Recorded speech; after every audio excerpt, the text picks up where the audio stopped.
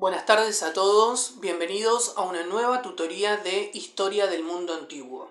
En esta tutoría vamos a hablar sobre el Imperio Romano, pero nos vamos a centrar fundamentalmente en una etapa de la historia de Roma que es el Bajo Imperio. Para poder entender bien cuál es la etapa del cual vamos a centrarnos en esta tutoría, vamos a hacer un breve resumen sobre cómo está dividida la historia de Roma, ¿sí? Por un lado tenemos la etapa de la monarquía, por el otro la república y por último el imperio, ¿sí? Es decir, que la historia de Roma se divide en tres etapas.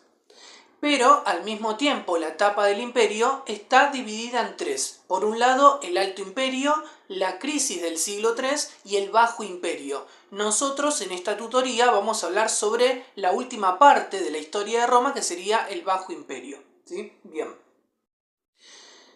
Para empezar podemos decir que uno de los emperadores que da inicio a la etapa del Bajo Imperio va a ser el emperador Diocleciano. Diocleciano es el primer emperador que le va a dar inicio a esta etapa, la etapa del Bajo Imperio, y es uno de los emperadores que va a tener una cierta relevancia en esta época, ¿sí? ¿Por qué? Porque él va a llevar a cabo una serie de reformas políticas, económicas, administrativas, con la intención de superar la crisis que venía habiendo en el imperio para este entonces, ¿sí? Una crisis que ya venía desde el siglo III, ¿sí? Recuerden que recién mencioné que el Alto Imperio, la crisis del siglo III y el Bajo Imperio. Es decir, que en el Bajo Imperio ya va a estar, digamos, reflejada la crisis que ya venía del siglo III, ¿sí? Por lo tanto, estas reformas que establece Diocleciano tienen que ver de alguna manera, provienen ya desde esa época, ¿no? Por la crisis que había. Entonces, una de estas reformas que va a establecer este emperador tiene que ver con la división del Imperio Romano, ¿sí? Es decir, que al Imperio Romano lo va a dividir en dos. Por un lado, el Imperio Romano de Occidente y el Imperio Romano de Oriente, ¿sí?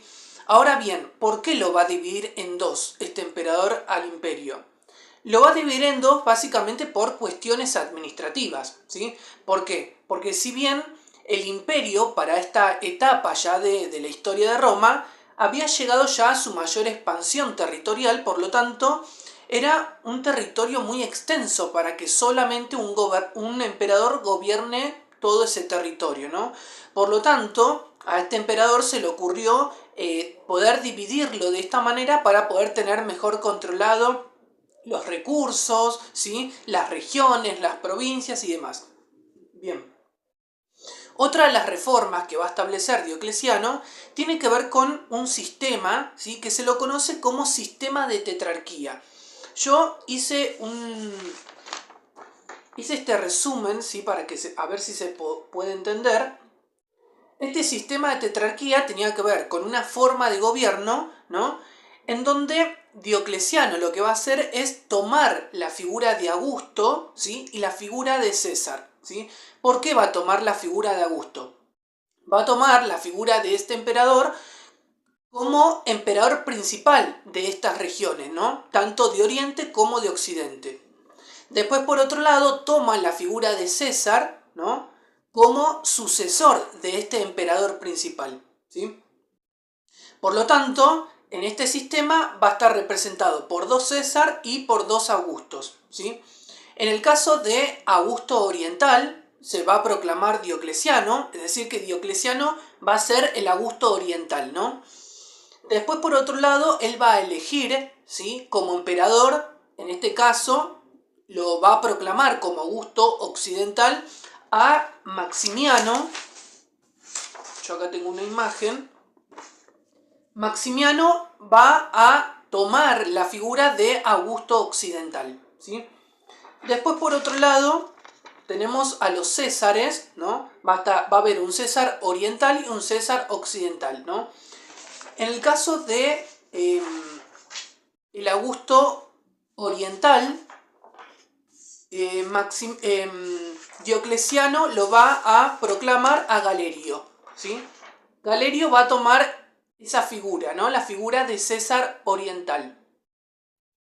Y después por último lo tenemos al César occidental, que va a ser Constancio.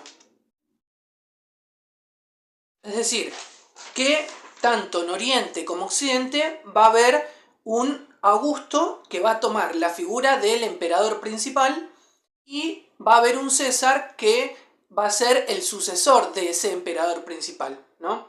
Bien. Es decir, que de esta forma funcionaba este sistema de tetrarquía.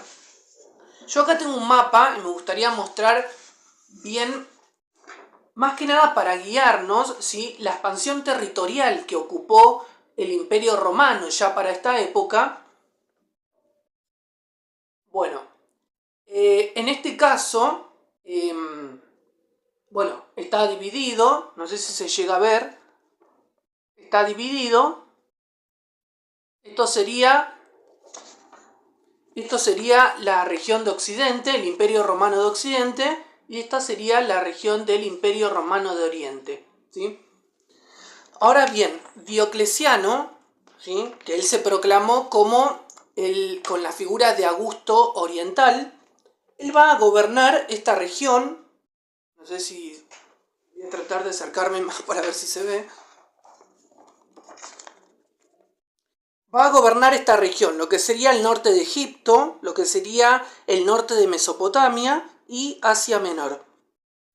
Es decir, que toda esta región va a gobernar Diocleciano, ¿no?, a través de este sistema de tetrarquía. Después, por otro lado, dijimos que estaba Galerio, que va a tomar la figura de César oriental, ¿no? En este caso, Galerio va a gobernar esta región, que sería donde está la península balcánica, ¿no?, donde está actualmente Grecia, Bulgaria, Serbia, ¿sí?, parte de Hungría también, Bosnia. Y después, por otro lado, él, bueno, lo proclama como emperador, mejor dicho, como Augusto, ¿no?, como Augusto occidental a Maximiano, y Maximiano va a gobernar esta región, lo que sería el norte de los países de África, Libia, ¿sí?, toda esta región, lo que sería la región de la península ibérica, donde está actualmente Portugal, España, ¿sí?, y también lo que sería la región de la península itálica, donde está actualmente Italia, ¿no? Bien. Y después, por último, lo tenemos a Constancio, que él toma la figura de César occidental, y él va a gobernar esta región, que sería lo que es actualmente el continente europeo, ¿sí?, lo que sería Francia, Londres, el Reino Unido, ¿sí?, toda esta región. Por lo tanto, podemos decir que de esta forma funcionaba este sistema de tetrarquía, ¿no?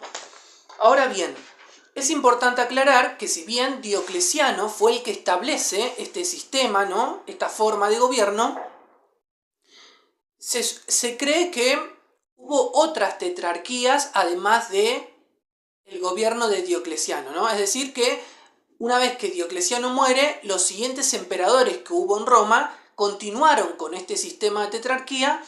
Se cree que hubo alrededor de 4 o 6 tetrarquías más, ¿no?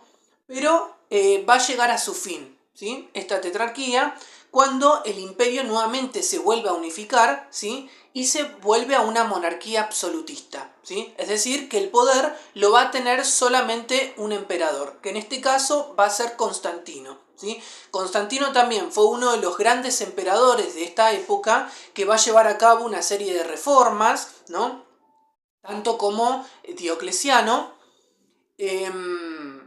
y también va a tener una cierta relevancia con lo que tiene que ver con el cristianismo, ¿sí? Ahora, en el segundo bloque, vamos a continuar hablando sobre ese tema.